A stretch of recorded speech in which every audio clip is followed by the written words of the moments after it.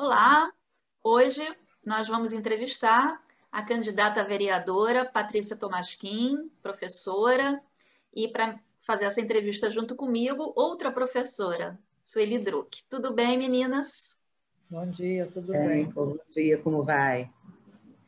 Patrícia, a primeira pergunta que nós fazemos para os candidatos é: quem é a candidata Patrícia Tomasquim? Bom dia. A candidata Patrícia Tomasquim é professora, gente. Eu sou pedagoga, mãe, avó, esposa, enfim, e ativista social e dos direitos humanos, uma ativista da comunidade judaica. Defendi várias pautas pela comunidade judaica, atuei no Conselho Nacional de Promoção da Igualdade Racial, representando a comunidade judaica do Brasil, a CONIB, de 2015 até agora, que tive que sair porque resolvi me candidatar. Então você não pode ter função pública, mesmo que seja de honorífica, né, nesse período.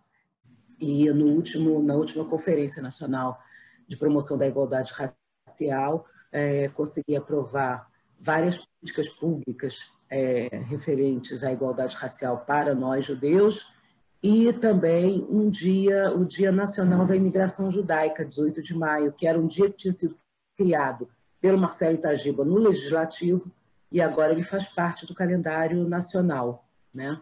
Então, nós recebemos aí esse reconhecimento, estamos no calendário do Executivo Nacional Brasileiro como uma política pública aprovada pela sociedade civil.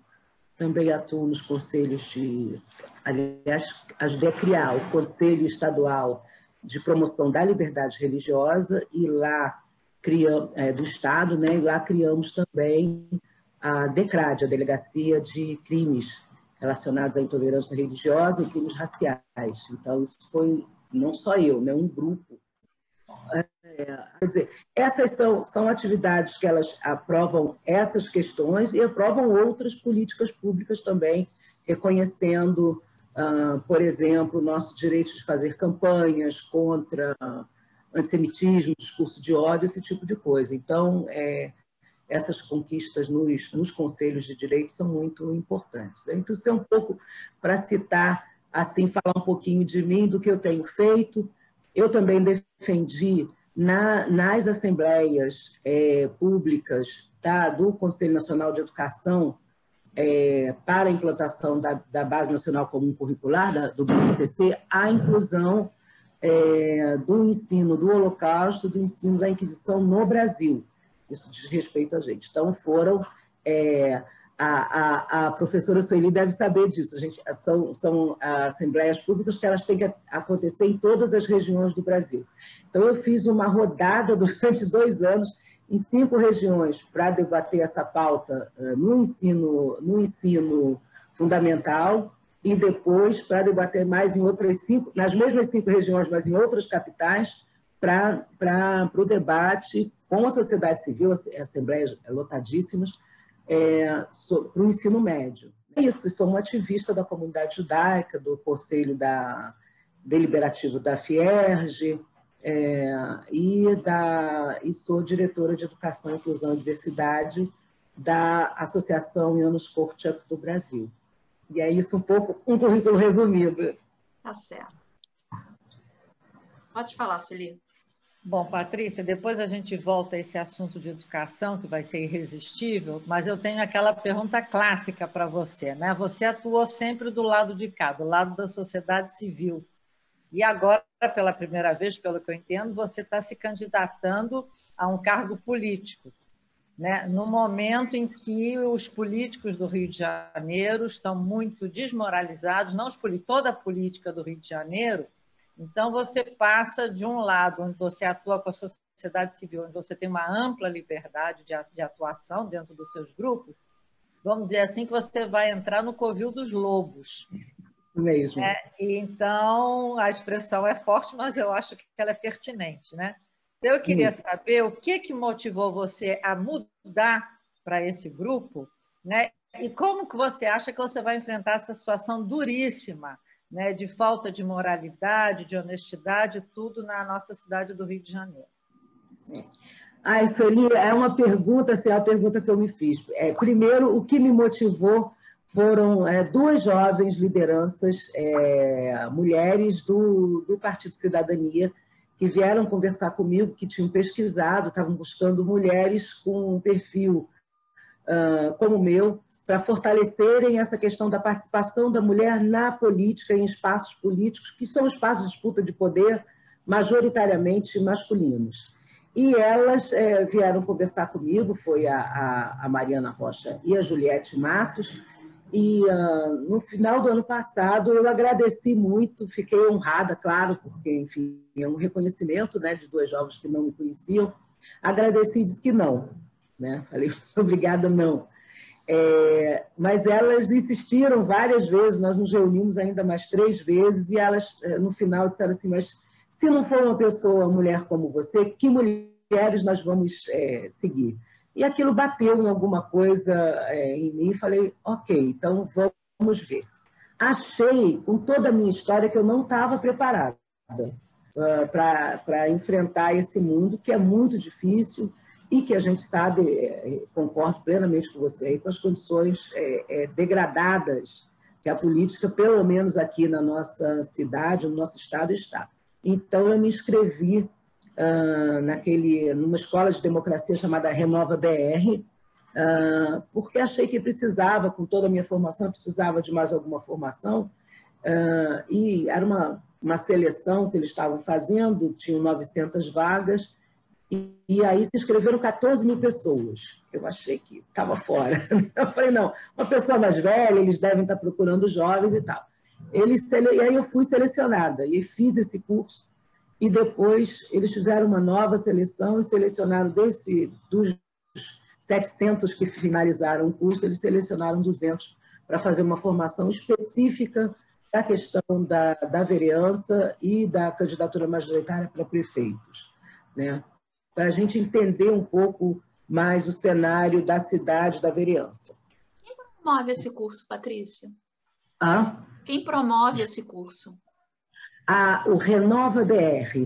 Tem agora movimentos cívicos que têm escolas de formação política que batem a tecla da importância da formação, da ética, enfim. E eu fiz a Renova BR. Tem Renova BR, tem Livres, eu acho que tem mais algumas. Mas eu achei uma escola de democracia, eu achei que tinha a ver comigo, porque a minha questão é a democracia mesmo. Então, muito bom curso, aliás, eu recomendo ver, inclusive, como eles fazem, porque foi todo EAD, porque aí já veio a pandemia, então a gente fez todo por EAD. Foi um dos melhores cursos por EAD que eu fiz, assim, achei muito bom, de nível altíssimo. Eu acho, Sueli, que tem aí uma questão que é o seguinte, uma andorinha só não faz verão, né? São 51 cadeiras, a gente sabe de toda a violência que passa pela casa, né, por aquela casa legislativa, Câmara de Vereadores. Tivemos aí há pouco tempo, né, o assassinato de uma das vereadoras, outros assassinatos em outras câmaras do Estado. É um pouco assustador isso, mas eu espero que eu entre e espero também que outras pessoas, porque tem gente se candidatando aí com um perfil ético, um perfil de pessoas que gostam do Rio de Janeiro, que querem viver aqui, que não querem abandonar o Rio e querem que melhore. A gente tem que acreditar nisso, porque a política é o que organiza a sociedade. Então, se a gente abrir mão da política, a gente está abrindo mão dessa organização, né? Então, munida com esse espírito que eu venho candidata e venho também não só para ter o mandato lá, caso vença, mas também para fazer alguma diferença no mundo da política, né? Patrícia, em relação ao seu partido, Partido Cidadania, né? Ideologicamente falando, qual é a diretriz do Cidadania? O Cidadania hoje é um partido, quer dizer, eu entrei no Partido Cidadania, que é um partido que já se renovou, né? Ele vem do PPS e é um partido que ele se renova para aceitar, inclusive, os movimentos cívicos. Então, é um partido que caminhou para o centro. Ele é centro-esquerda no sentido de que ele mantém as pautas que eu vou chamar judaicamente de justiça social, de equidade da sociedade, mas ele é um partido democrata atualmente, né? Então é centro-esquerda, e ele tem uma coisa muito bacana, que é a possibilidade de você não fazer voto de bancada, né? E de você então poder ser mais leal ao público que te elegeu. Claro que quando você entra, você representa a sociedade como um todo, mas toda vereadora e todo vereador tem um grupo que a elegeu e com o qual ela vai assumindo compromissos ao longo da sua campanha, né? Isso é legítimo, são espaços de representação. Então, eu posso dar um exemplo. Por exemplo, se tiver alguma votação referente a nós, ao judaísmo, que eu não concorde e haja uma bancada, essa bancada queira votar em outra coisa, eu posso votar de forma independente. Então, essa independência, para mim, foi muito, muito importante. Ele tem posicionamentos firmes em relação à questão dos refugiados e posicionamentos firmes em relação à questão da escola sem partido. Isso, para mim, era uma coisa muito importante. Então, é só verificar lá, está na internet, quem quiser saber um pouquinho mais, procura lá. Na verdade, o Cidadania, ele apoia o Eduardo Paes, é isso? O Cidadania fez uma coligação com o DEM, né? Que é o Eduardo, e outros partidos, no entendimento de que era preciso trazer as rédeas, digamos, para a cidade, para a gestão da cidade, e aí, nesse sentido, ele já se apoiou na convenção o Eduardo Paes. Esse ano tem uma novidade política que é separado, né? Você não faz coligação para a vereança. Então, a vereança, eu como vereadora, eu sou do Cidadania e a gente não coliga com nenhum outro partido, né? Nesse sentido... Quer dizer, a sua candidatura é independente, é isso? Você não tem que atrelar ela ao prefeito, ao candidato a prefeito. Eu não tenho que atrelar ela. O partido fez essa coligação, então as pessoas perguntando qual é o candidato a prefeito que o Cidadania apoia, é o Eduardo Paes, sim. Mas não necessariamente a pessoa que vota em mim tem que votar no Eduardo Paes. Isso não está coligado, né? Então isso é diferente. A pessoa pode votar em quem ela acredita para prefeito e votar em mim para vereadora, para vereança. Certo. Patrícia, como vereadora, né, suponhamos que você se torne vereadora, não faltam nichos para se atuar no Rio de Janeiro. A carência é muito grande, né? Qual é o nicho que você acha que você traria uma contribuição mais forte, ou que é de seu interesse, ou que você está mais preparada, ou que você vai achar um ambiente melhor? Qual é o desses nichos que você vai atuar? Porque nós temos a violência, nós temos a questão da educação, da saúde, do transporte, enfim, é uma lista bastante longa. Qual do nicho, ou qual dos nichos que você pretende atuar e como você pretende atuar? Quais são as suas ideias para esse nicho? Bom, a minha área, obviamente, tem que ser, né, educação, porque é uma bandeira, educação, saúde, né, e também a questão da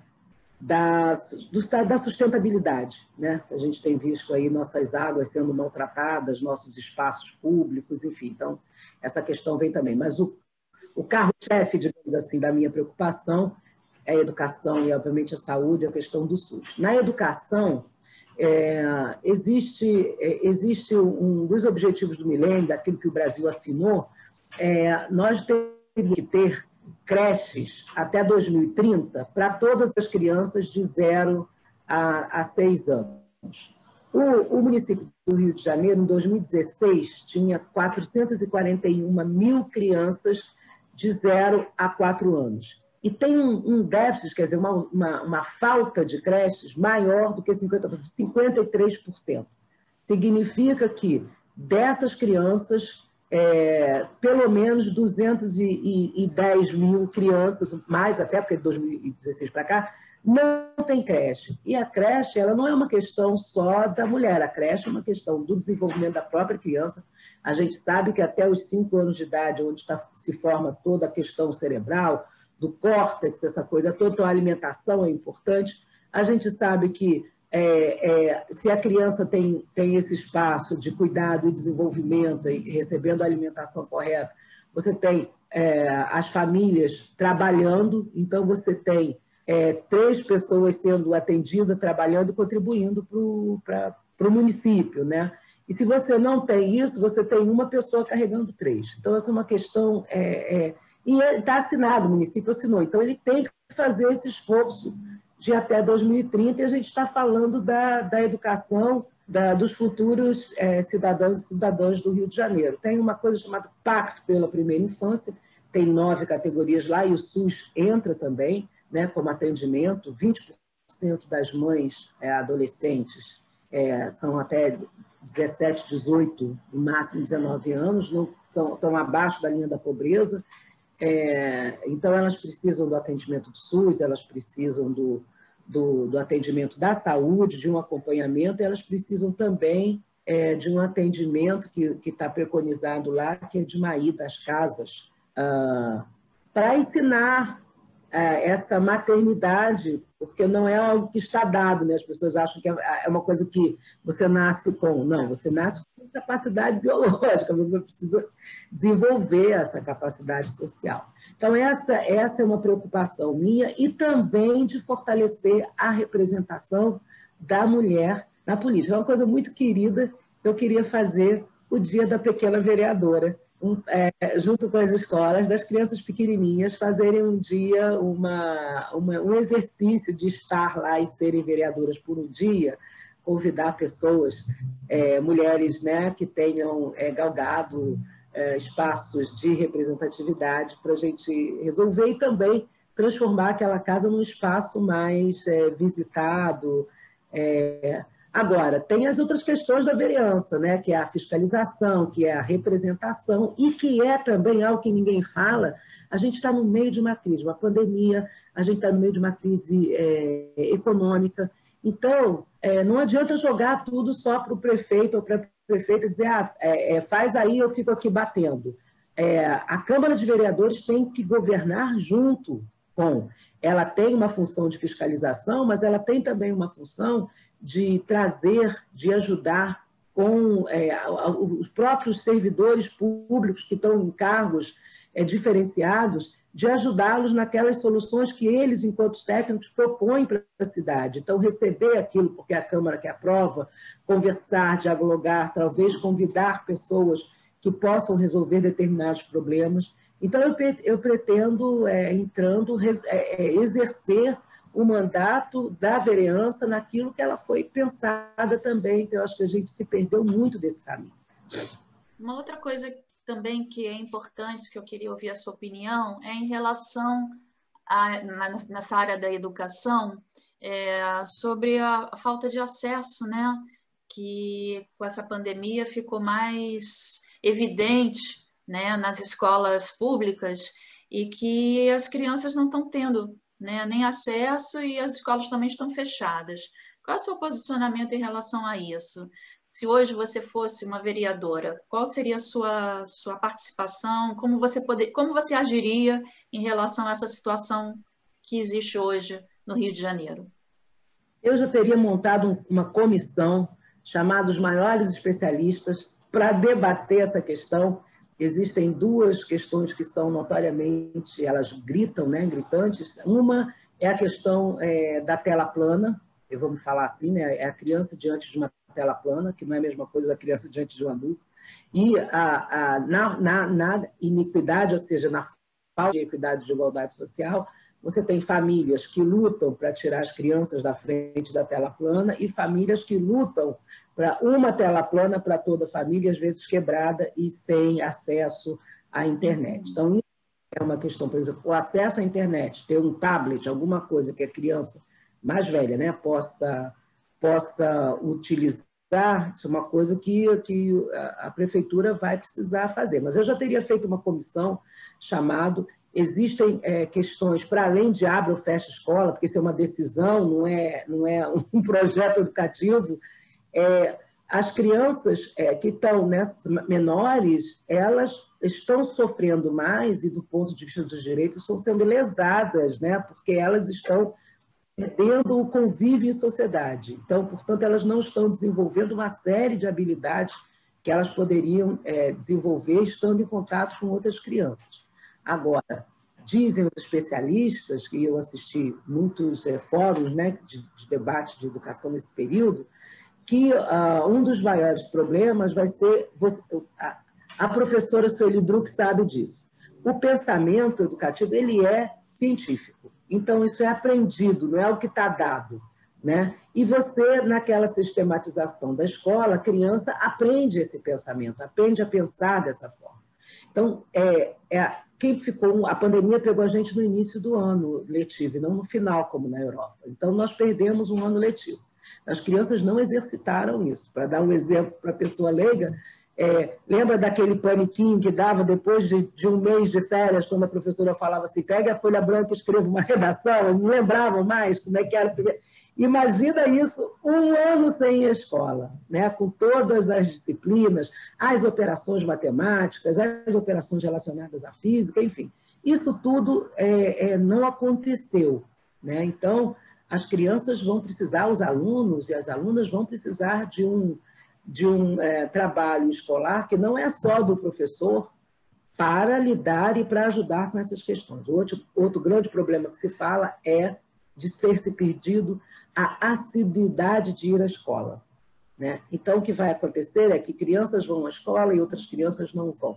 Já está acontecendo isso de alguma forma nas escolas que retornaram agora, e as professoras e os professores estão sofrendo muito, que é assim, tem criança que vai à aula fisicamente, tem criança que pega pela internet, né? Então, o professor está lidando com duas crianças, tem a entrada dos pais que pegam o link da aula e começam a assistir de outro lado, está uma confusão. Isso tudo vai precisar ser organizado, né? Para que se chegue a um resultado efetivo educacional.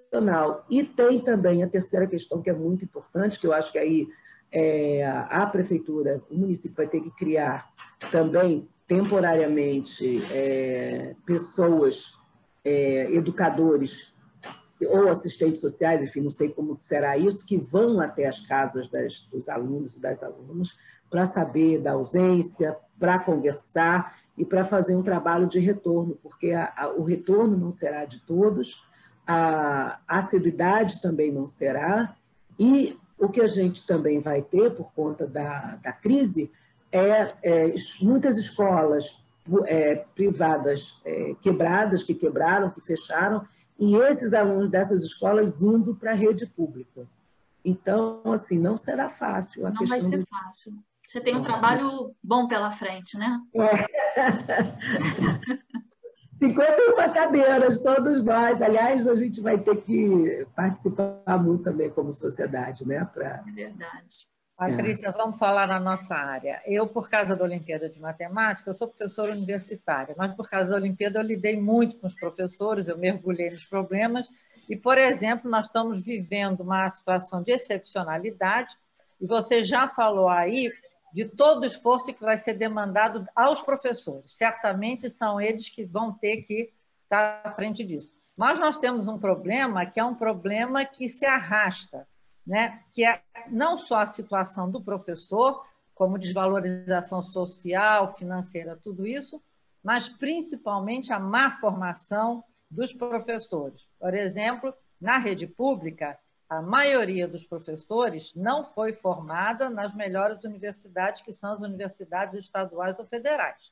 Eles são formados em universidades, em geral, de qualidade muito duvidosa. Esses formados nessas são os que vão para a rede pública. Os que são formados nas melhores universidades, eles vão para a rede privada, quer dizer, é uma inversão total.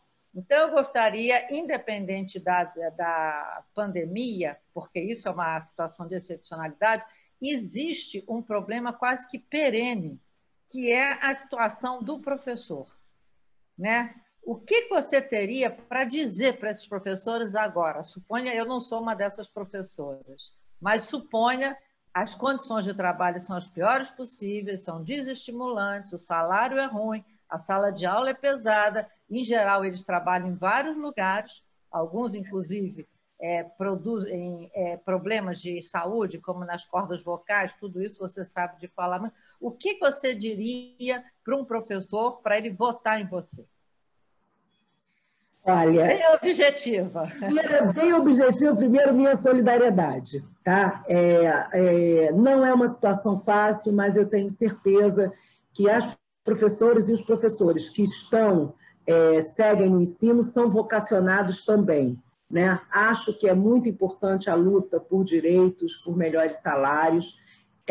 Estando na Câmara de Vereadores, certamente serei uma dessas guerreiras por esse reconhecimento. Acho que existe possibilidade, e o município tem lei, chama-se Lei Orgânica do Município, é a nossa Constituição, está lá tudo escrito, os incentivos que são precisos dar. Eu acredito em formação durante o trabalho, então não há problema que a entrada tenha sido feita de uma forma ou de outra, mas nós podemos sim fazer formação continuada, podemos sim caminhar. Existem exemplos no mundo e exemplos no Brasil mesmo, por exemplo, é o caso do Ceará, que se destacou, e ele sabe disso por conta da maratona. Será que só o Ceará sabe matemática no Brasil? Não, né? Mas fizeram um trabalho seríssimo, um trabalho de respeito aos professores. Então, assim, essa garantia de respeito à profissão, de respeito ao ofício, eu acho que nós temos sim isso, é preciso valorizar os professores, mas nós também precisamos valorizar a formação e com seriedade, né? E ficam as pessoas com seriedade, é muito difícil. Eu acho que o que a gente não pode permitir, e isso é muito importante, é o descaso, o abandono dessa categoria e uma inversão de valores, culpando e falando dos professores de forma desrespeitosa. Então, assim, o respeito à profissão, o respeito aos trabalhadores, todos e todas que estão em torno, né? Porque não é só a criança é recebida já pela pessoa que está tomando conta do pátio, enfim, é uma série de... Aquilo ali é um sistema, né? Então, todos os trabalhadores e trabalhadoras da educação certamente encontrarão um espaço não só de representação, como também de audiência, de ouvir as suas questões, e estando dentro do ofício lá de vereadora, certamente o farei. Eu acho que essa garantia eu posso, de olhos fechados, assim, dizer, né? Que bom que você perguntou isso, porque tem gente prometendo coisas loucas, né? Eu estou só prometendo ser uma boa representante da própria categoria. Dentro dessa área de educação, você, em um de suas palestras ou alguma apresentação, você falou sobre a discriminação racial, que isso é um problema que deve ser ensinado na escola. Existe já alguma ideia de projeto para a inclusão desse tema, né? Se isso é de sua competência ou não? Como é que você pretende fazer isso? Olha, isso faz parte de uma espécie de cumpra-se, né? Porque nós somos o país que tem muitas leis. E tem um momento que a lei ela precisa descer, né? Ela precisa ser regularizada e descer para o fazer diário, né? Então, a gente tem a lei, já tivemos lá atrás a primeira lei, que foi a Lei CAO, depois nós tivemos a Lei 10.639, depois a Lei 11.645, que são leis que falam da questão da igualdade racial, dizem como tem que ser. Eu participei desse Conselho Nacional, mas aqui no Rio a gente tem, no Estado, o Conselho Estadual de Promoção da Igualdade Racial, e o município do Rio tem um dos primeiros conselhos, chamados CONDEDINE, que era o Conselho Municipal dos Direitos do Negro, que era voltado especificamente para a pauta negra, e é um conselho que tem, inclusive, ele tem orçamento, é dos poucos conselhos que tem orçamento. E ele abraçou porque ele não era peer, ele não era de promoção da igualdade racial, mas ele abraçou, eu acho que há 2 ou 3 anos atrás, na gestão atual, a pauta de promoção da igualdade racial. Então, eu acho que o que falta aí, porque as leis elas estão, de alguma forma, as escolas elas estão atualizadas, porque as escolas têm um caminho bacana, assim, independente de todos os problemas que tenham, você tem os conselhos de educação, você tem as conferências, enfim, você tem o Conselho Estadual de Educação, que a nossa querida professora Malvina Tuttman era a presidente, enfim, então a gente tem caminhos aí. Mas o município tem o Condendine, que recentemente abraçou a pauta PIR, e ele precisa ser puxado, porque um conselho que tem orçamento não pode só ficar fazendo concurso de redação, alguma coisa assim. Ele pode ser também um promotor e ajudar não só a escola, como outros espaços da sociedade a fazer essa promoção. A gente tem, por exemplo, na rede social, 20% de discurso de ódio contra judeus, para falar do nosso grupo. Então, é muita coisa. Significa que 2 em cada 10 pessoas são antissemitas, ou produzem postagens antissemitas, sem saber ou sabendo, e isso precisa de um cuidado, não só legislativo, mas também um cuidado na sua representatividade e efetivamente nas políticas públicas promovidas pelo município. Então, a gente tem que fazer muita coisa, tem trabalho aí pela frente, muita coisa. Sueli, tem mais alguma pergunta? Tenho sim. Posso fazer? Pode, é a última. Capricha. Tá, Patrícia, nós temos o conhecido grupo dos nem-nem, que nem trabalham, nem estudam, nem procuram emprego. Nesse grupo, majoritariamente, né, você falou das mães jovens, o que elas têm que aprender, mas quando ela se torna mãe jovem, a expressão é dura, o leite já foi derramado, ela dificilmente vai conseguir educar bem essa criança e ela mesma ter uma vida produtiva para ela. Então, o que a gente pode fazer com essas meninas, né, que eu estou falando da maternidade precoce, né, o que pode ser feito de modo para precaver contra isso? Que tipo de ação? Isso é uma coisa que me interessa bastante, porque eu trabalhei na coisa da inserção da mulher na ciência e tecnologia e, obviamente, a inserção das meninas. O que pode ser feito? Porque nós estamos num país que você não pode falar de educação sexual, quer dizer, não pode não, mas grandes grupos se manifestam contra isso, né? O que pode ser feito em prol dessas meninas antes de que isso aconteça? Como é que a gente pode mostrar a essas meninas que existem caminhos que vão encerrar, né, se elas tomarem esse caminho de não se cuidar para usar anticoncepcionais, essas coisas todas, que são assuntos que hoje em dia, para alguns grupos, são verdadeiros tabus. Como é que você se mexe nisso e como a gente pode ajudar de modo prevenção, né, contra a gravidez na adolescência? Já convidando você para fazer parte desse grupo. Isso, Eli.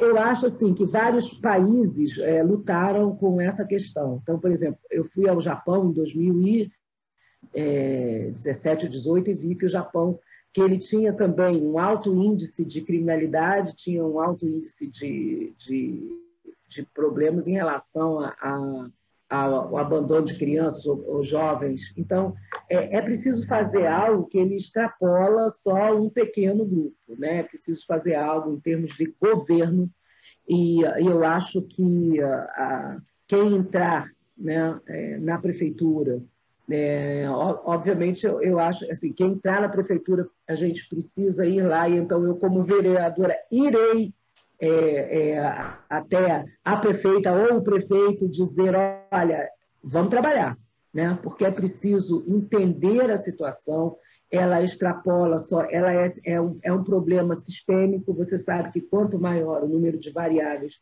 mais complexo e mais difícil de resolver é. Então, a gente tem a questão da pobreza, né? A gente tem a questão da desinformação, a gente tem uma questão de grupos, que são esses que você traz, que trazem, não só não levam informação, como trazem desinformação, né? Então, nós precisamos ter uma capilaridade grande, enquanto governo, falando de todas as instâncias, para alcançar essas meninas e esses meninos, né? Porque se esquece da outra parte, mas é importante, né? O Brasil já foi exemplo lá atrás na questão da prevenção de DST/AIDS, né? Nós vencemos e fizemos um trabalho belíssimo. Eu integrei isso, fiz tem o manual, né, de prevenção e combate da DST/AIDS, em que a gente formava, chamava-se na época, como é que era? Era agentes de saúde, que eles iam às comunidades, pararam de ir em função da violência. Então, nós temos uma complexidade muito grande, né? Até como você entra nas comunidades, como é que você faz esse trabalho de ir até onde está, né, a cidadã, o cidadão, a criança, e usar todos os equipamentos. A cidade é toda zoneada, ela tem zonas e ela tem regiões administrativas da educação, da assistência social, enfim. A gente precisa fazer um plano de combate nessa situação assim, com seriedade, com pessoas que tiveram sucesso e, obviamente, não quer dizer que aí, tendo o plano, ele vai dar certo de primeira, mas é preciso fazer, é preciso sentar, é preciso ter rumos e a gente vai avaliando, que é exatamente isso que se faz na área das políticas públicas. Isso seria. Patrícia, nosso tempo está acabando. Eu sei que o assunto demanda muito, muito mais tempo, mas eu acho que já deu para ter uma ideia, né, qual é a sua proposta, qual é o seu perfil, e fiquei muito feliz de ouvir e ver que você realmente é uma pessoa que está capacitada, né, para o cargo, e eu desejo muita sorte para você, tá? Eu espero e acredito que você vai obter sucesso. E para você fechar, qual é a sua mensagem final? Gente, primeiro agradecer muito esse papo, foi agradabilíssimo, maravilhoso, com duas mulheres fortes, ativas, cada uma na sua área. Denise, a gente se conhece lá de juventude. É verdade. A gente fazia grupos de teatro juntas, assim, tinha Luiz Gora, muito legal. Sim. Agradecer muito. E, para finalizar, eu sou candidata, eu tenho que fazer uma coisa, assim, só a minha equipe me mata, que é o seguinte, olha aqui, dia 15 de novembro, vote 23180, Patrícia Tomasquim, para vereadora. Muito obrigada, gente. Saúde a todas e todos e um Shabbat Shalom, um final de semana de paz e vamos em frente. Só corrigindo aí o Shabbat Shalom, porque nossa entrevista vai sair na segunda-feira. De segunda para terça, mas tudo bem, fica valendo, não tem problema. Já só vou Patrícia, sucesso para você, viu? Muito obrigada, Sueli. Obrigada, Denise, pelo carinho. Obrigada a você. Tchau. Muito bacana. Valeu, beijo. Tchau. Tchau.